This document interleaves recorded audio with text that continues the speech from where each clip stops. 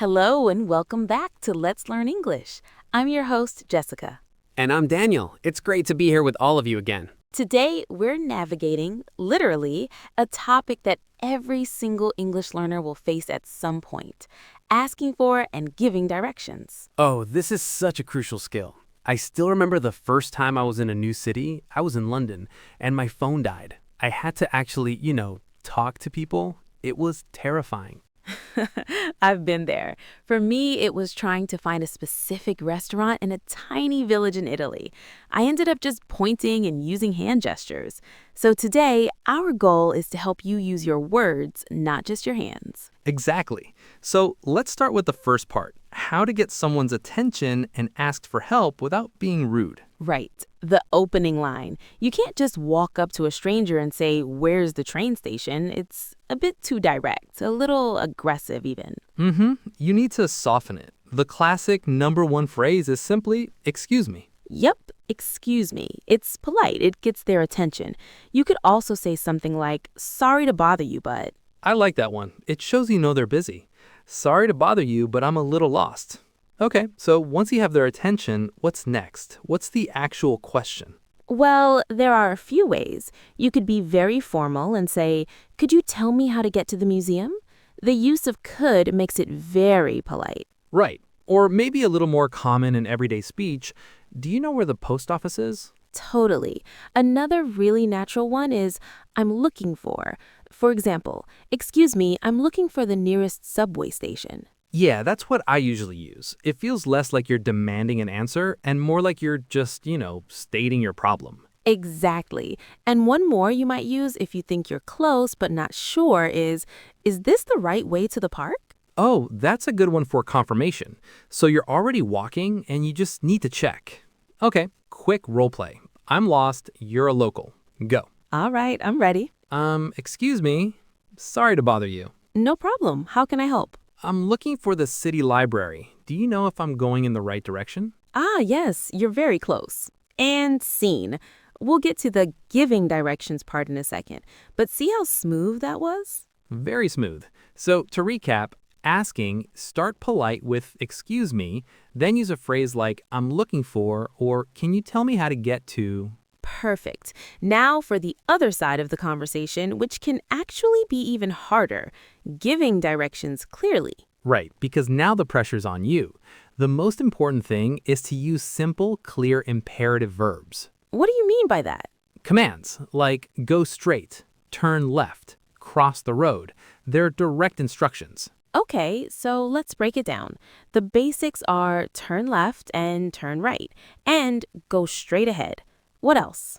Well, you need to tell them where to turn. So you'd say turn left at the traffic lights or turn right at the next corner. Yes, using landmarks is the secret to giving good directions. A landmark is an easily recognizable place like a bank, a supermarket, a statue. Totally. So instead of walk for 5 minutes, which is, subjective, you can say walk straight until you see a big church on your left. So much better. It gives the person a clear visual goal.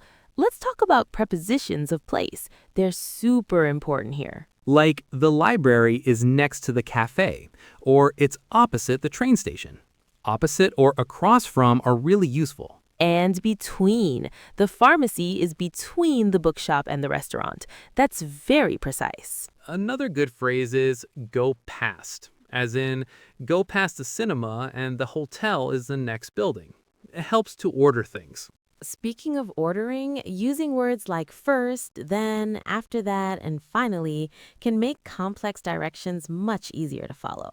Okay, let's try the role play again. You ask me for directions to the city library again, and I'll give you the full answer this time. Okay, here I go. "Excuse me, I'm looking for the city library." Of course. So first, you're going to go straight down this street for about 2 blocks until you get to the main intersection with the traffic lights. Okay, 2 blocks to the traffic lights. Exactly.